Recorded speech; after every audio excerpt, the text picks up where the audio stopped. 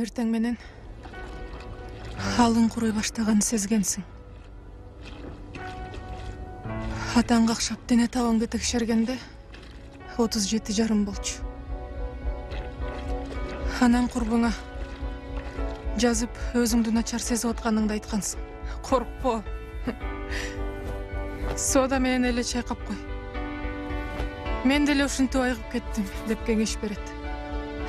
Аны укканда доктурга да барбайсың. Кийинчерээк дем алышыңды аталдашып, сен тез жардам алып кетет. Врачтар өмүрүңдү сактап аткан кезде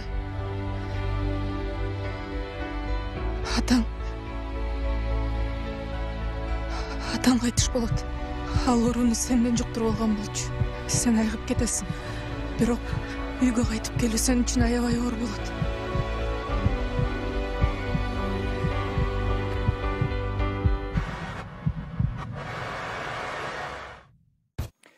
Мына ушул роликтен эле өзүңүздөр байкадыңыздар, урматтуу телекөрүүчүлөр. Бүгүнкү Ойордо программасында кайсыл өңүттө, кайсыл темадагы жана кайсы маселеде кеп козголо тургандыгы.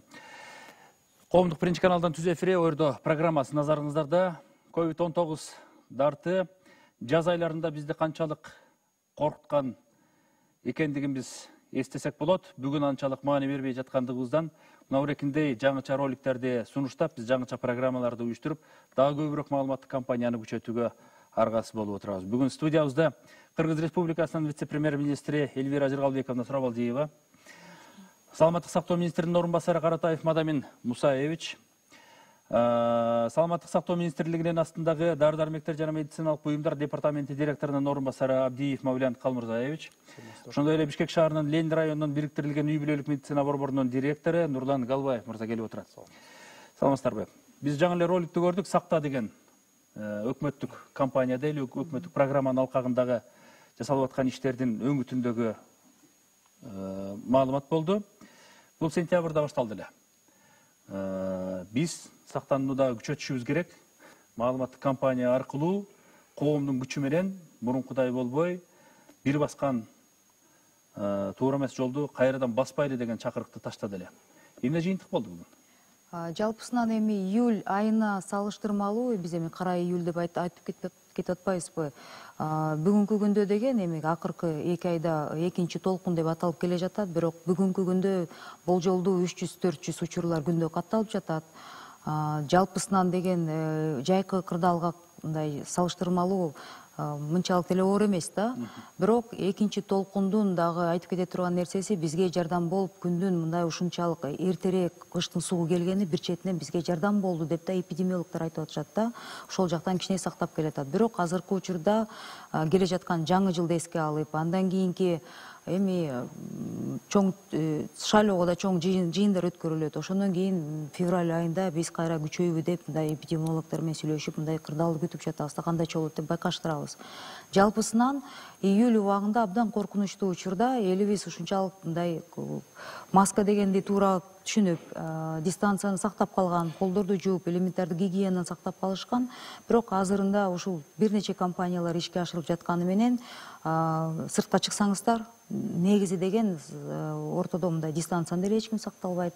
Түнкү клубтарда жаштарыбыз миңдеп жүрүшөт. Ошол эле жаштарыбыз оорубаса деле, бирок үйүнө барып улуураак ата-энелерин жуктурган мындай өзүнүн мындай ойлой турган бир топ маселелер бар да. Жалпы кырдаал оор эле, бирок июльга салыштырмалуу мынчалык оор эмес деп мына жалпак сөз менен айтып кетсем ошондой болот да. Буга эмне таасир этип атат? Баягы коомчулук алгачкы учурларда 1 киши ооруса, 5 киши ооруса жүрөгү түшүп кабыл алып атты эле. Кийин тоот болгондо, мамиле болгондо өмүрлөр кыйыла баштады. Анда бир чоочудук. Сиз айткандай жай мезгилиндеги учур өзгөчө болду. Анан эле азыр мындай маалыматка басым жасап алды окшойт да, баягы дүйнөлүк медицина же болбосо эл аралык медицинада баарыбыз ооруп чыгышыбыз керек экен. 80% ооруп чыкмайынча бул оору менен коштошо албайт экенбиз. Эмне болсо да жугат экен деген өңүттөгү эле бир салкын мамилеге өтүп алган жокпу? Бул бир жагы, экинчи жагы деген эми айта турган дагы бир нерсе, жазында анан жайында адамдарыбызды карантинге бекитип, бир топ бир нече ай деген камалып жаткан адам жарандар деле бирибизин сагынгандай болуп эле социалдык чоң мероприятиялерге барып калышты да. Бул психологиялык жактан түшүндүрө турган, анан жалпы кырдаалды күчөтө турган дагы бир шарт болуп атат. Бирок мындан тышкары Мен ойлойм, ушунчалык мындай массалык маалымат каражаттарында карантинге бекитилген убакытта мындай кадимкидей маалымат жетпей тургандыгынын дагы бир натыйжасы болду да. Элде достоверный, недостоверный дегендей ар кандай ушактарда жүрүп жатты, аягында элибизде чарчап калды окшойт да. Азыр эмнени гана айтпасак эчтекени уже мындай кабыл албай калгандай учур болуп атат да. Баары бир компаниялар уланат, биз сүйлөшүп атабыз, региондорго чыгып эл менен жолугушуп атабыз. Бирок ар бир мындай жараныбыз өзүнүн аң сезимине жараша, өзүнүн мындай бул кырдаалды туура түшүнүп, өзүн ойлобосо дагы каза болгондордун көпчүлүгү 60-тан өйдөрөөк жарандарыбыз, улуураак ата энелерибиз болуп атат да. Анан жаштарга кайрылып кетет элем. Үйдөн чыкканда өзүңүздөрдү ойлосоңуздар дагы ата энелерди, бирөөнүн ата энесин, дүкөндөргө барганда ошол кассада отурган биздин кыздарыбызды ойлош керек. Алар да үйүнө барышат. Сыртта жүргөндө деле өзүмчүл болбош керек. Да, өзүмчүл болбош керек да. Бирибизге кам көрүп, бирибизди ойлош керекпиз. Мадам Мусаевич, салыштырмалуу болгондо элдин көпчүлүгү бир чети баягы жеңилдей түштү деп атат. Бир чети коомчулук көнө түштү деп атат. Бир чети айтып атышат, биздин врачтар дарылаганды үйрөнүп алды, коркпой деле койсок болот деген сыяктуу маалыматтар тарай баштады да. Ушундай жеңил мамиле кылганга негиз барбы азыр? Жок, мына Элвира Жылгалбек жакшы айтып кетти. Жоопкерчиликти биз дагы күчөтүшүбүз керек. Мен эме мындай бир нерсени айтып кетейин десем, мына азыр айткандай, мына июль айында 29.081 адам бүгүнкү күндө ковид менен боло турган болсо, анан кийин мына август айында 7659-га түштүк да. Сентябрь айында мына 2883 болуп туруп, мына билесиздер, октябрда 12000, ноябрда 13735 да. Себеби бул жерде биз цикл менен өзүңүз айткандай кетип атабыз да. Бул жерде дагы бир өзгөчөлүктү айтып коюш керек. Мына балдар тиякта жүрөт дегенде бизде мына статистика боюнча бир көрсөткүч бар да. Бул деген репродуктивный число деген. Бул деген бир адам канча адамды жуктура алат да, эгер ооруп кала турган болсочу. Бул жерде ошого салыштырмалуу карай турган болсок, негизинен бул көрсөткүч, бул ВОЗдун методологиясы бар, бүткүл дүйнөлүк саламаттык сактоо уюмунун. Анан Роспотребнадзордун методологиясы боюнча бар да. Эгерде биз айтканда мына июль айларында 3кө чейин көтөрүлгөн болсо, бир адамды жуктуруу боюнча, биз негизинен мына сентябрдын аягынан баштап, мына ноябрда дагы биз ушул көрсөткүчтү көбөйтүп алдык да, бул бирден жогору деп. Азыр мына акыркы убакта мына биз азыр түштүк 0,8 адамды жуктурат дегендей. Ошонун сыңары бул жерде бизде цикличность кетип атат. Мына өзүңүздөр билесиздер, 4 сентябрдан баштап мына октябрга чейин мына саясий иштер болду. Андан кийин башка иштер болду. Ошонун таасири боюнча мына 14 күндүктү ала турган болсок, темп прироста ошол убакыт бардыгы бизде цикличный көрсөтүп атат да. Ошондуктан негизинен бул жерде биринчиден жоопкерчиликти сакташ керек. Бул жерден жоопкерчиликти күчөтүш керек. Негизинен биз айтып атабыз, бейтаптар мына эмени бет капты, социалдык дистанцияны эң негизинен бул жерде ушу үйдөгү, анан жанындагы үй бүлөдө, коллективдеги адамдардын да ден соолугун ойлоп, ошол боюнча мына жоопкерчилик менен мамиле кылбасак, эң негиз жок. Буга бошоңдогонго, жеңилдегенге негиз жок. Эми мамлекеттик мекемелер, тийиштүү органдар биз аракет кылып атабыз деген маалыматты берип атат, аракеттер жүрүп атат. Маалымат жагынан болсо дагы, иштиктүү болсо дагы да. Анан мына биз май айларында, июнь, июль айларындагы кырдаалга карап, мурунку өкмөттүн өкүлдөрүн деп айталы, саламаттык сактоо министрлигинин жетекчилигин деп айталы, бир топ күнөөлүү жагдайга кириптер кылдык эле. Коомчулук да нааразычылыгын билдирген. Азыр эмне өзгөрдү мурункуга салыштырмалуу? Эмнеде жаңылануу бар? Жагдай кайсыл жагында өзгөрдү? Эң биринчиден, буга чейинки өкмөттүн мындай бир топ элибиз сындап жатпайбы, дары-дармектердин кымбатташы, дары-дармектердин дефицит болуп жоктугу эмнеден келди? Ошол карантинге эмнеге мамлекеттер жабылды эле, ошол жаз айында, жаз учурунда. Ошол карантинге 2 айга элибизди жаап жатканда, жалпы экономиканы, мамлекетти баардыгын чектеп жатканда, өкмөт тарабынан толугу менен экинчи толкунга мындай атайы даярдала турган даярдык убакыт берилген да. Ошол убакытты канчалык туура колдонулса, ошончолук дары-дармектердин запасы болмок. Бирок эми июль убагында болгон окуялар болуп калды. мамлекетибиз даяр эмес болду. Анан эң мындай азыр биз изилдеп мындай иликтеп жатканда дагы бир нерселер чыгып атат.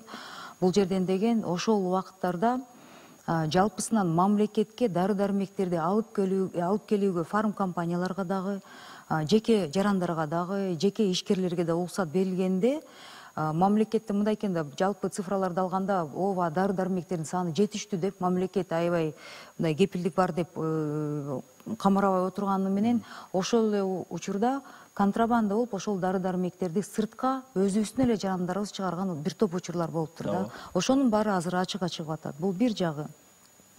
Экинчи жагы, биз эми дүйнө жүзү пандемия даяр эмес болгон, дүйнө жүзү жалпысынан. Бирок биздин ошол убакыттагы деген протоколдор улам бат-баттан дүйнө жүзүндө алмаштырылып турса, бизде кичине мындай кечирилип алмаштырылды. Андан кийин деген антикоагуляцияны билесиздер, ошол кичине кечирээк келип калды. Бул бир жагы. Экинчи жагы деген, мен ойлойм, ушунчалык мындай каражат маселеси бизде бюрократия болгон үчүн кечирээк чечилип калды. Ошондуктан бир топ мындай ызычуулар болуп кетти да кийинчерээк. Ооба, ошол кырдаал орчундап кеткен дагы бир себеп болду. Бирок июлдан кийин өкмөт мындай аябай чоң сабак алып, бүгүнкү күндө деген мамлекеттик материалдык резервдин кампаларына келе жаткан 2 айга деп, мен келгенде эми 3 ай деп атканбыз, азыр мына 1 ай өттү. Келе жаткан 2 айга мамлекет тарабынан, саламаттык сактоо тарабынан, мамлекеттик материалдык резерв тарабынан кампаларында дары-дармектердин саны жетиштүү. Дагы бир айтып кете турган нерсе, мындан тышкары, мамлекеттик кампалардан тышкары, фарм компанияларынын кампаларында деле дары-дармектер бүгүнкү күндө бар, жетиштүү. Андан кийин да биз доктурларыбызды окутуп, бүгүнкү күндө эми 3-чү толкун деп айтышат го, ага деле дары-дармектердин запасы менен бирге ошол доктурларыбызды протоколдорго үйрөтүп, кантип иштөөдө, кандай дарылоодо иштер жүрүп жатат да.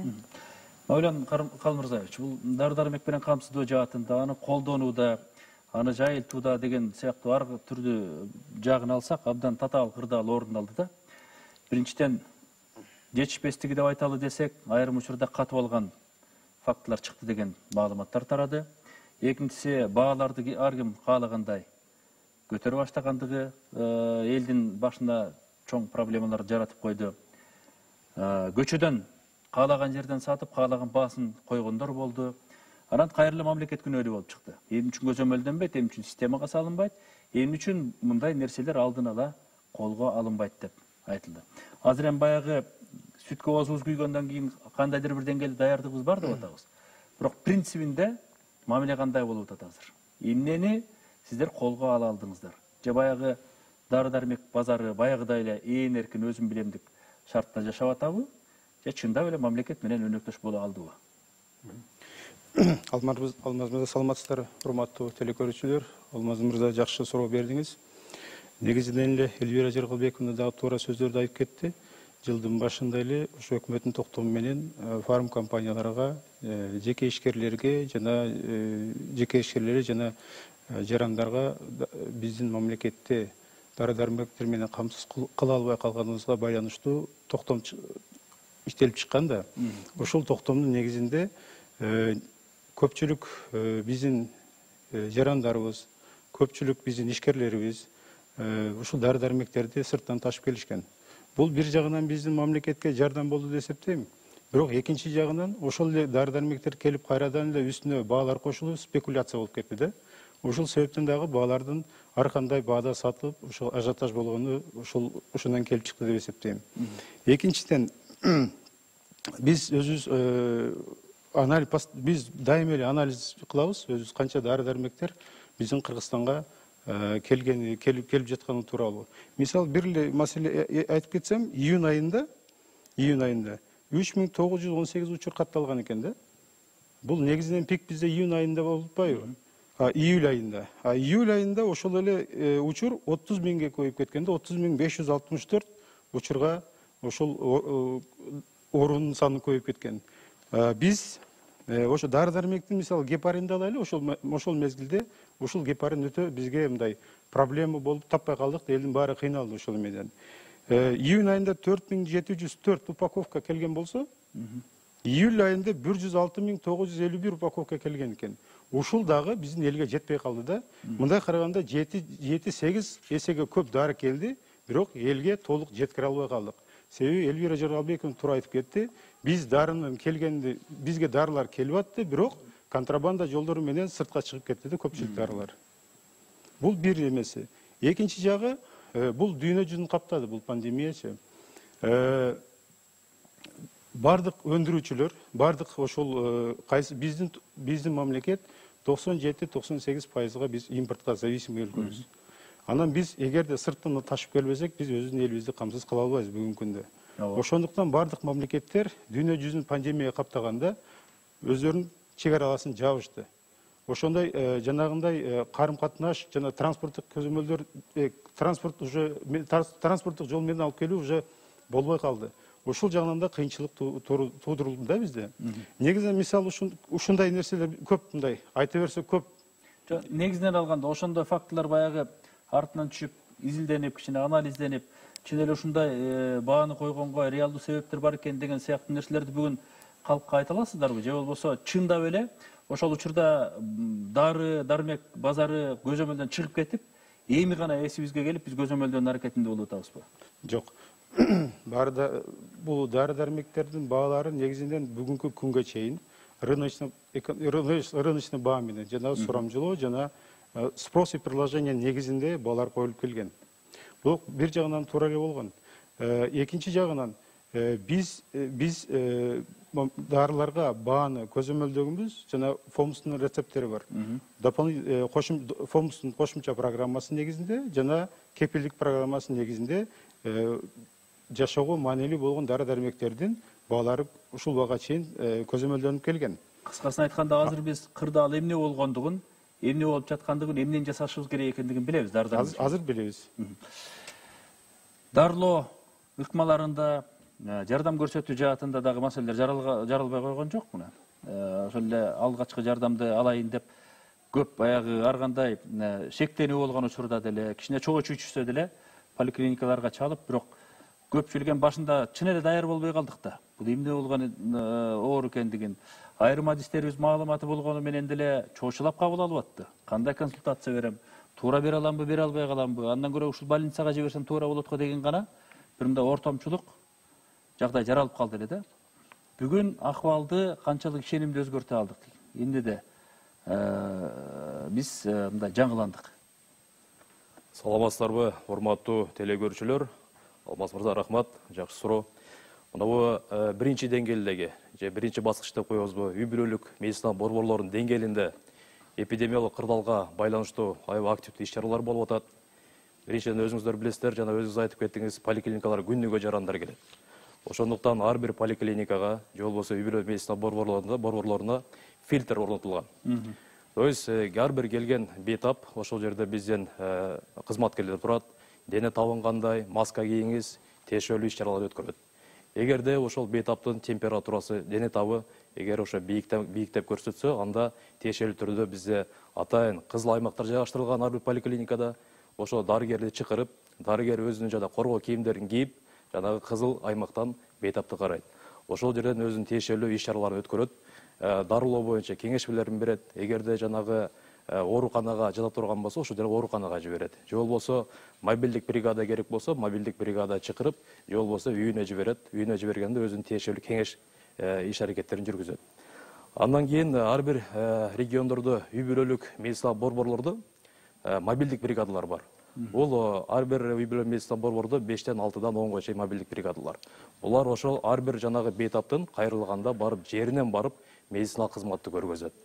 Бул деген азыр бизде ар бир үй бүлөлүк медицина борборлордо 118 кызмат иштеп атат. Андан тышкары жанагы ишеним телефондору бар. Бул ишеним телефондорду биз жанагы массалык маалымат каражаттары аркылуу бергенбиз буга чейин. Ар бир бейтап ошо ишеним телефону же болбосо 118 кызматы менен кайрылса болот. Ошол жерде тиешелүү атайын даярдалган кызматкерлер отурат. Ошо ишеним телефондо жана 118 кызматында жанагы чакыруу болгондо алар ошол жерден өзүнүн кеңешмесин берет. Эгерде ошол жаранга же болбосо бейтапка мобилдик бригада керек болсо, атайын ошо мобилдик бригадага чакыруу берип, мобилдик бригаданын үйүнө жиберет. үйүнө жиберип, ал жерде мобилдик бригада барып жерден иш алып барат. Ал ошол жерде өзүнүн тиешелүү кеңешмелерин берет. Эгерде жана ковид илдетине анализ керек болсо, ПЦР болсо, ошол анализин алып туруп, андан кийинки иш-чараларын алып барат. Эгер эртеси күнү ошол ковид илдетине чалдыккан тастыкталса, анда бизде саламат сактоо министрлигинин буйругу менен бекитилген атайын бизде алгоритмдер бар. Ошол бизде форма 2-ни толтуруп, ошол поликлиника өткөзүп берет. Ошол жерде поликлиникадагы жана үй бүлөлүк медициналык дарыгер өзүн иш алып барат да, андан кийинкилеринчи күнүгө чалат. Паланчы бетапка чалып, кандайсыз күнүгө чек-лист деп коет бизде. Акыбалыңыз кандай, дене табыңыз кандай дары-дармектерди ичип жатасыз, күнүгө жана корректировка кылып турат. Ал эми ал менен чектелбестен жана үйүндө контактный деп коет, канча жаран жашайт. Ошонун бардыгын жанагы учетко алып, ошол жана эпид карта деп коет, эпид картага баарын жазып, 12 күн наблюдение кылат. Эгер 12 күндө кайрадан жанагы мобильный бригаданы жиберип, эгер жанагы ковид илдети жок деген гана тастык болгондон кийин анан кайра учетун алып коет.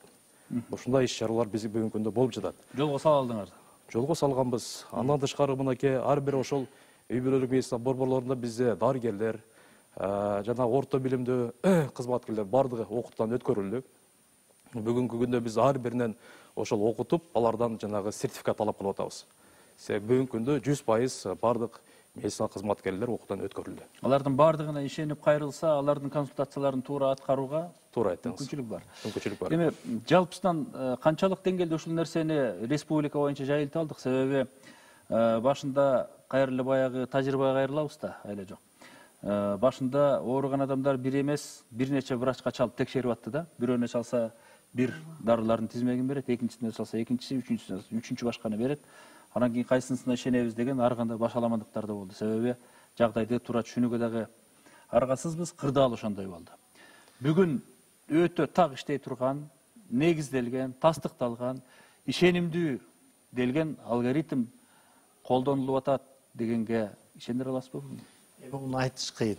Мен ачык эле айтайын, урматтуу Алмаз мырза. Мына жакшы айтып кетти, бүгүнкү күндө 33 миңден ашык медициналык кызматкерлер окуудан өттү да, краткосрочный эме, кыска циклда окуудан өттү. Анан бул жерде сиз айткандай, бул жерде биз айтып атабыз, мына мен дайым айтам 5 кол барабар эмес дептир. Бул эң негизинен мультидисциплинардык команда түзүлүп, бул негизи профессор 3 багытта. Birinci негизи бул пульмонолог Сооронбаев, экинчи инфекционист профессор Кутманова, үчүнчү реаниматолог Жүзмалиева, үчөө баш болуп туруп, мультидисциплинарный команда болуп, жерлерде окутушту да. Эми бул жерде кээ бир врачтар, кээ бир медицина кызматкерлери өздөрү да кызыгып окуган болсо, ушунун өзгөчөлүктөрү болуп турупчу. Эми 100% алар бардыгы кайрылып, баарын билип деген өтө кыйын нерсе, аны айткан туура эмес болуп калат 100% деген. Бирок көпчүлүгү бүгүнкү күндө бул ковидтин өзгөчөлүгүн, пневмониянын симптомдорун кандай болот өзгөчөлүгү, сопутствующий оорулар боюнча кандай тактика менен бул диагностика боюнча, дарылоо боюнча, тактикалар боюнча алардын бүгүнкү күндө түшүнүгү бар. Анан жана биз айтып кеттик, мен айтып кетейин, эми негизинен эң көп мына 800дөн ашык адам июль убагында каза болуп калды. Сиз айткандай, бул жерде биринчиден ошол медицина кызматкерлеринин окутуу деңгээли, экинчиден бул жерде биз карабай эле медицина билими болсо, жогорку билими болсо, бардыгыны ошол зонага киргизишке, ошол медицинага жардам берүүгө бардыгын киргизгенге мажбур болдук да. Ошол маселе дагы ал жерде кичине ондай кандай десем, клиникалык протоколду дарылоодогу анча-мынча мүчүлүштүктөргө жол берди деп айтам. Эми бул жерде биз башында түшүнбөгөн өз менен кийин билинди. Германияга жиберилген анализдерден дагы алгачкысынан билинбеди. Кыргызстанда бул 5 штамм деп билебиз, 5 түрү чыккандыгын айтып атабыз. Анан ар бир учурда өтө так аныкташтагы кыйын болду, жана башка деп белгилейбиз. Экинчиси ошол дары-дармек менен камсыздоо, дарыгерлерди даярдоо жана медицина системасындагы акыбалды дагы бир туура жолго салуу деген өтө маанилүү маселе келип чыкты. Бул жерде тажрыйбаны дагы, илимий өңүттү дагы, анан могулеки кырдаалга жараша ыкчам ишти уюштуруп кетүүнү баягы өкмөттүк деңгээлде, мамлекеттик деңгээлде түз колго алыш керек эле. Бүгүн эмне иштер болуп атат? Бул эми жолобой койсо жакшы болот эле, бирок аргабыз жок. керек болса 5 жылга чейин айланып жүрүп алышы мүмкүн деген кабарлар бар. Биз азыртадан баштап күчө түшүбүз керек. Системалуу түрдө эмне жумуштарды баштадыңыздар? Бүгүнкү күндө айтып кете турган нерсе пандемия жалпы Кыргызстан эмес, жалпы дүйнө жүзүндө саламаттык сактоо системасындагы кемчиликтерди, билим берүү системасындагы кемчиликтерди аябай ачык анык көргөзүп койду. Анан сөздүн ачыгы мугалим менен доктурларыбыздын баасын эми билди окшойт да 30 жылдык эгемендүүлүгүбүздө. Ошондо деген эң биринчисинен бул акы майына суроосу, бул деген акыларын көбөйтүш керек. Сөзсүз түрдө бул маселе менен өкмөт иштеп жатабыз. Доктурларда, дарыгерлер, жалпы мамлекеттик кызматкерлердин жашоо шартын караш керек. Анан кадимки доктурдун, мугалимдин престижин көтөрө турган бул идеологиясы да, бул материалдык гана жак эмес, моралдык жактан да бир топ колдоо мамлекет тарабынан болуш керек. Анткени бүгүнкү күндө Нарын областын эле алсак, дарыгерлер менен толук кандуу 52% эле дарыгерлерибиз бар экен Нарын областында. Калган региондордо мына 52%тен өйдөрүп кетип баратат, 70, 80, 90, 100% толук доктурлар, дарыгерлерибиз жетиштүү деген бир даймак жок бүгүнкү күндө. Ал жерге жетишпей жаткан жерге биз доктурларыбызды окутуп, жаш клиникалык координаторлорду, университетти аяктаган ординаторлорду жөнөтүп, аларга эми акы маселесин чечтирип, буюрса ошол райондорду кыдырып келатабыз да, ошол жактан министрлик тарабынан, саламаттык сактоо министрлик тарабынан иш чаралары жүрүп жатат. Бул бир, анткени канчалык ооруканаларды салып бербесек, ичинде иштей турган адам жок болсо, бейтаптарды ким карайт? Ооруканаларды жалпы июль убагынан бери инфекционка ооруканалары региондордо, ар бир региондо ачылып жатат. Мына биз күтүп жатабыз, Ош областында буюрса каражат маселеси кичине калды, чечип бүтүрсөк Ош шаарында ачылат, Нарында ачылат, Таласта, Көлдө жакында ачылат. Бишкек анан Чүйдө ачылып уже иштеп жатышат да. 100 орунду, 70 орунду койкалар бар. Толук кандуу оборудование бардыгы бар да ошол жерлерде.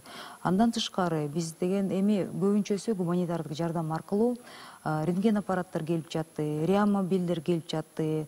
Орус Федерациясынан эми бул ЦСМГ колдоно турган НИО машинелерин жакында эле алдык 19. Анан ар бир райондун үстүндө аймактык деңгээлде саламаттык сактоо координаторлору, орусчасына эми потребность деп коебуз да, эмне керек деген сөздүн кычкасы, муктаждыктарды өздөрү ошол өйдө жака беришет. Анан биз бир жумада 2 жолу буга чейин бир күндө бир жолу өтүп жаткан коронавирус менен күрөшүү штабыбыз республикалык штабта аймактардын баарын бириктирип, ошол жакта муктаждыктарды, көйгөйлөрдү тактап, ошол жактан көп мындай чечимдерди кабыл алабыз. Мисалы 1 декабрдан баштап жалпы Кыргызстан боюнча буга чейин 17 марттан бери келе жаткан экономикалык чектөөлөрдүн 163 токтому жокко чыгарылды. Бирок ошол күндөн баштап, 1 декабрдан баштап өкмөт ар бир областка колдорун узартып, ошол жактагы аймактагы жетекчиликке, социалдык тармакта саламаттык сактоо өкүлдөрүнө, областтык аймактагы ошол жактагы жетекчиликтерге мындай мүмкүнчүлүктөрдү бердик да. Эпид кырдаалга жараша мектептердин ачылышын, экономикага чектөө киргизүүсүн, иш чараларды өткөрүү боюнча эми аймактар өздөрүнчө чечим кабыл алат да мындан кийин.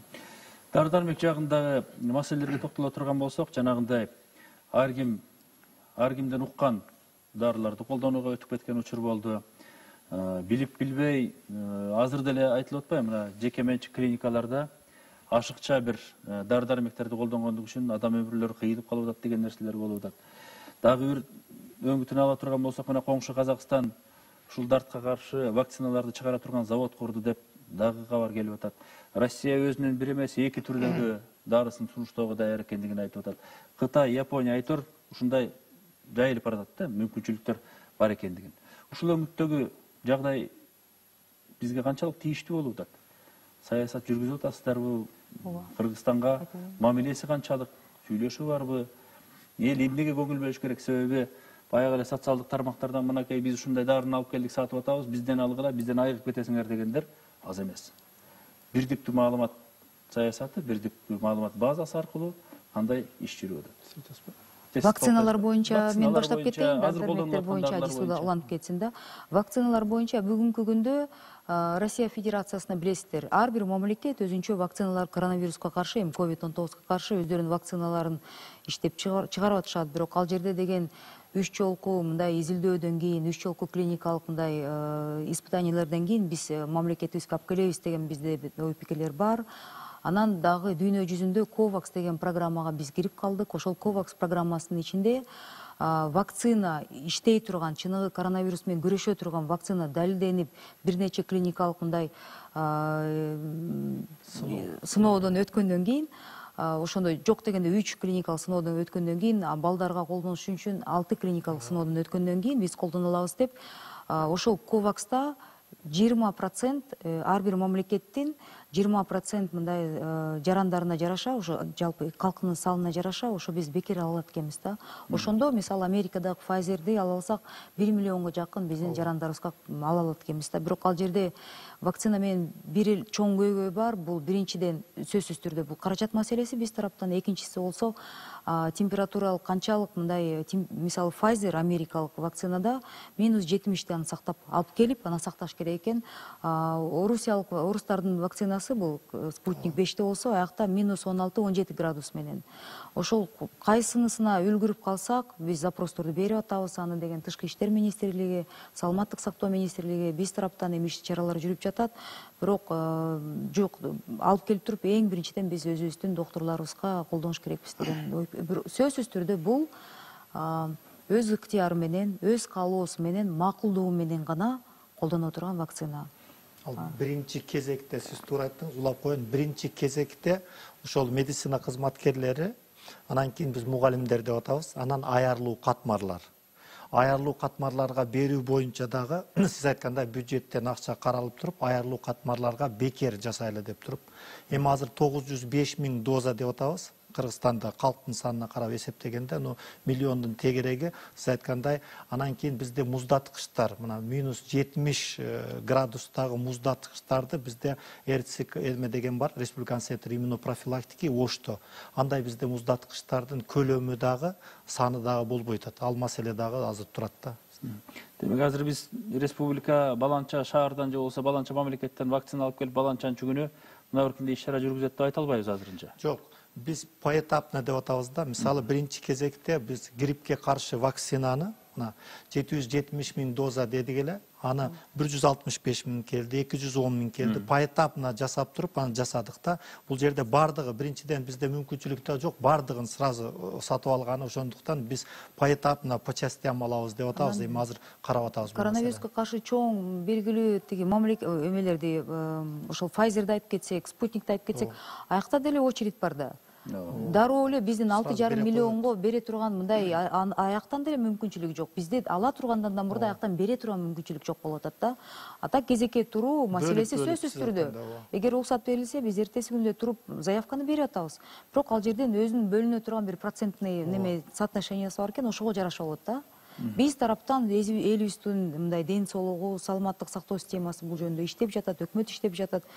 6,5 миллион элибизге бериле турган болсо, болгон каражатыбыздын баарын жумшап, мисалы биз кошумча донорлордон эме жардам сурайбызбы, кандай болсо да алып келмекпиз да. Бирок бул жерден ошол дүйнө жүзүндө Россия Федерациясынын өзүнүн канча жараны бар билесиздер.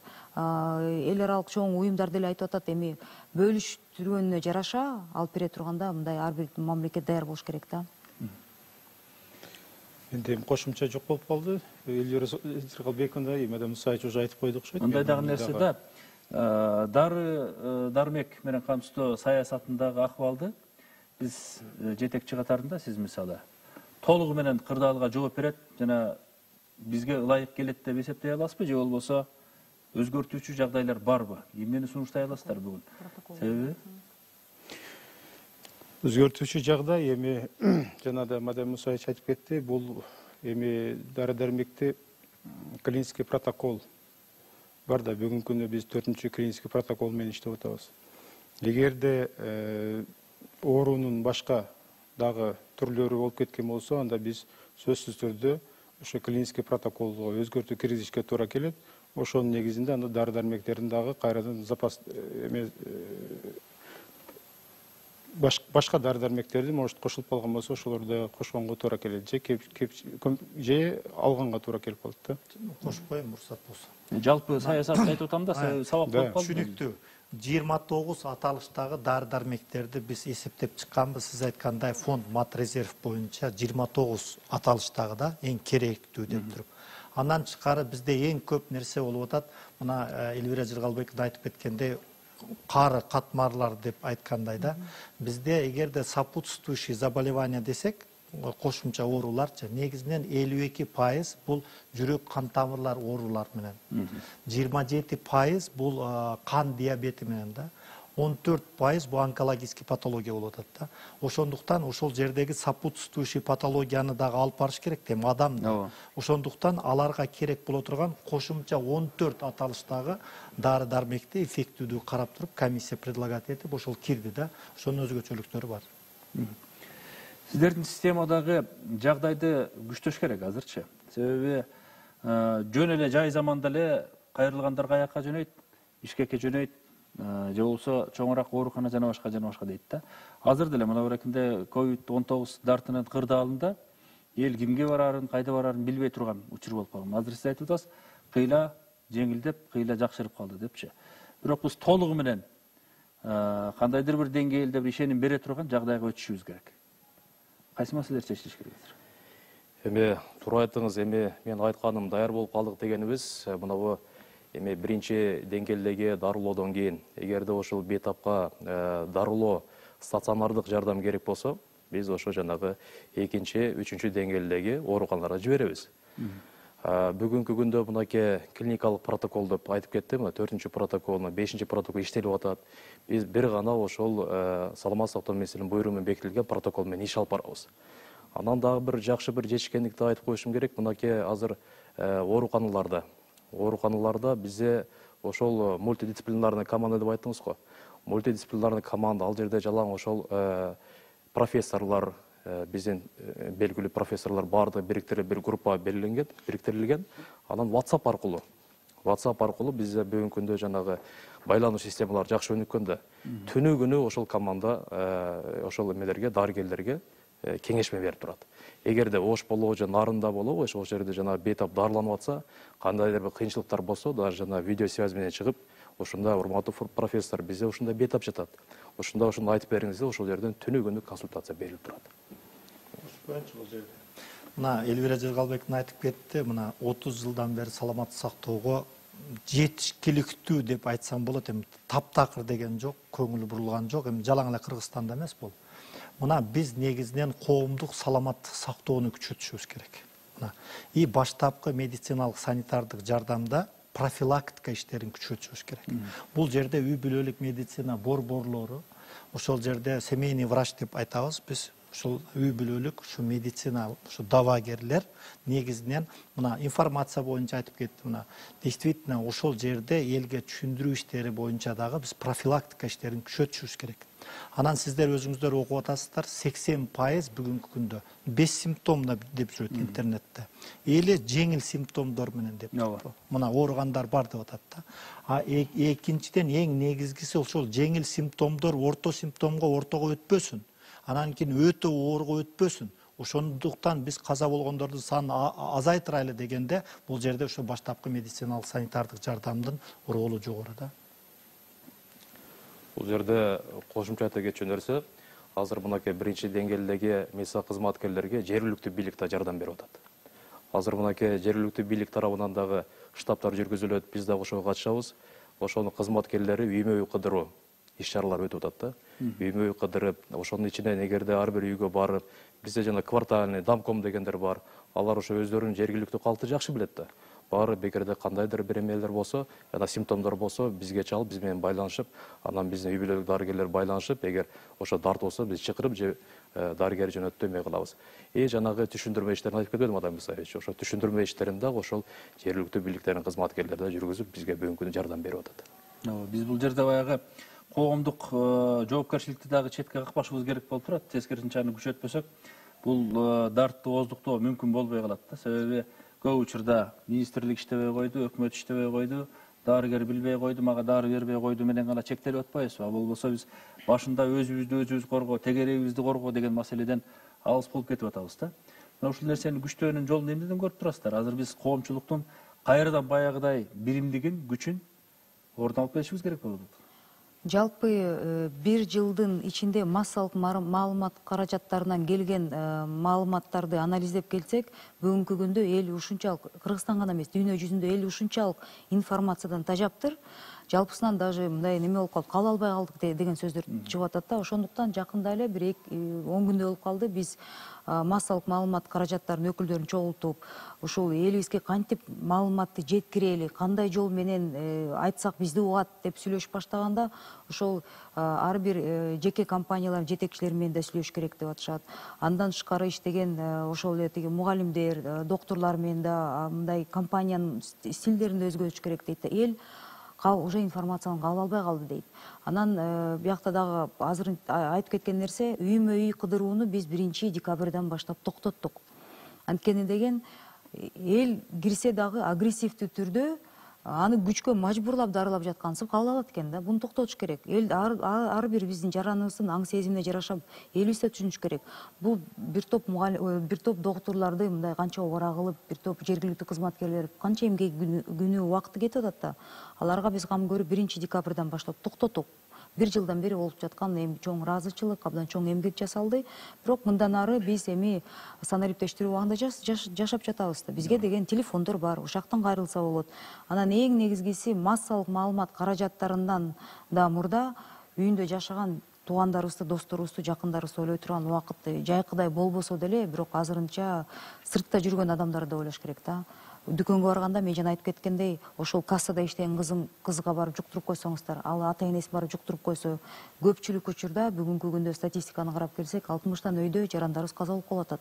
Анан дагы айтып кете турган нерсе, коронавирус деген организмге кирип, буга чейин сопутствующий кайсы оору менен ооруп кетсе, мына Мадамбек Усаевич ошону аябай күчөтүп туруп, ошондон каза болуп калып атат да.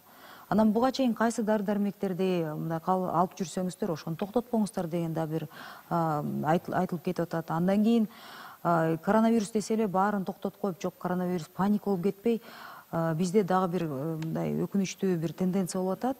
Доктурга жата электе эле антибиотиктин 3 поколениясын алып, анан деген айылдарда деген чоң апаларыбыз, аталарыбыз деген мага келип немеге ошо айылдагы доктурга барып эле, ФАПтагы доктурларга, ушума капельница кылып койчу, антибиотик кылып койчу, ошол күчөтүп, аягында абдан оор кырдаалда Бишкекке келип калып атышат.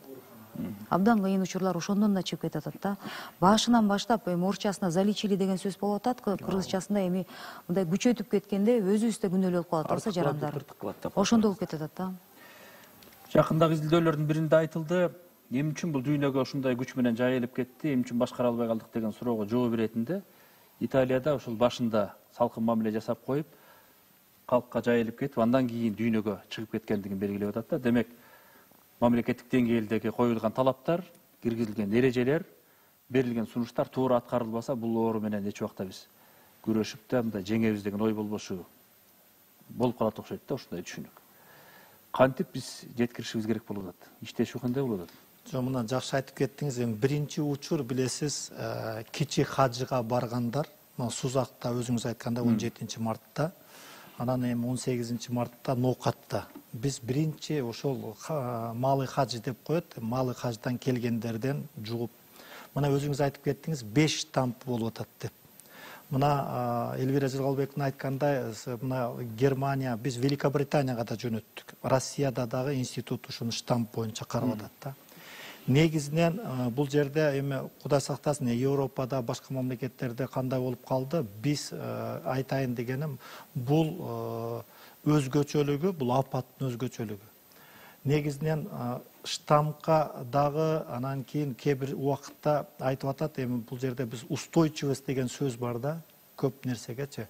Ошол маселелер үчүн бүткүл дүйнөлүк саламаттык сактоо уюмдарында дагы ар кандай болуп атат. Мына өзүңүздөр көрүп атасыздар, Кытайда чыккан вакцина боюнча дагы ар бир нерсе боюнча өзүнчө сындар дагы айтылып атат да, сын пикирлерди айтып атат. Эми 100% мына вакцина толук деп пока эл аралык уюмдар эмесе ошол бүткүл дүйнөлүк саламаттык сактоо уюму айта элек да. Ошондуктан баары бир биз ошол орустар айтканда на чеку дейт. Экинчиден жоопкерчиликти эң биринчи багытта жоопкерчиликти бошотпошубуз керек. Анан кийин мына өкмөт, республикалык штаб, чын эле айтканда республикалык штабта көп көйгөйлөр, мына Элвира Жылгалбекова өзү башкарат республикалык штабты. Көп көйгөйлөр ошол жерде чечип, Кыргызстанда болуп аткан иштер боюнча.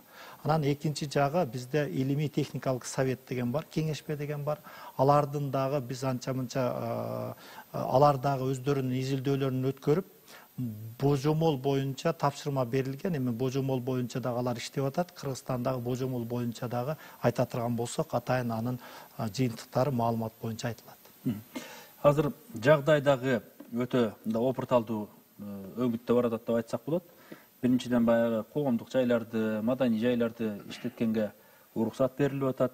Майрамдык иш-чаралар алдыда турат. Шайлоо кампаниясы деген турат. Анан көпчүлүк мектептердин иштешин талап кылып атат. Ошол эле маалда балдардын арасындагы булдардын жайылганын факты катары көтөрүп чыгып, бул эмнеден деген суроого жооп беришибиз керек. Мамлекет, өкмөт кандай мамиле кылып атат? Бүгүнкү күндө бизде 2152 мектеп бар Кыргызстан боюнча. Анан шарт биз ошо ойлонуп жаттык да кандайын ачсак, кандай кылабыз деп атканда, билим берүү министрлик менен акылдашып, ар бир область эмес, ар бир район эмес, ар бир айыл өкмөттүн ичиндеги мектептердин эпид кырдаалга жараша, ошо чөйрөдөгү эпид кырдаалга жараша 300төн кемирээк болсо, биринчиден 11-класска чейин эгер эпид кырдаал жакшы болсо, ачылышына уруксат берилген да 11 ноябрдан баштап. Бирок Бишкекте бир топ суроолор келип атпайбы? Эмнеге Бишкекте жеке мектептерди ачып, мамлекеттик мектептерге уруксат жок? Жеке мектептерде класстардын ичинде 15 бала бар. Мамлекеттик мектепте, эми баарыбыз билебиз, бул ачык эле маалымат, 50ге чейин жетет балдардын саны. Ал жактан кыйыныраак болуп калат. Анан биздин балдарга мындай атай ачылган инфекциология бир эки жерде эле борборубуз бар. Докторлорубуз да жетишпейт. Анан эң негизги айтып кете турган нерсе, ооруканаларды салып атабыз, техниканы алып келип жатабыз.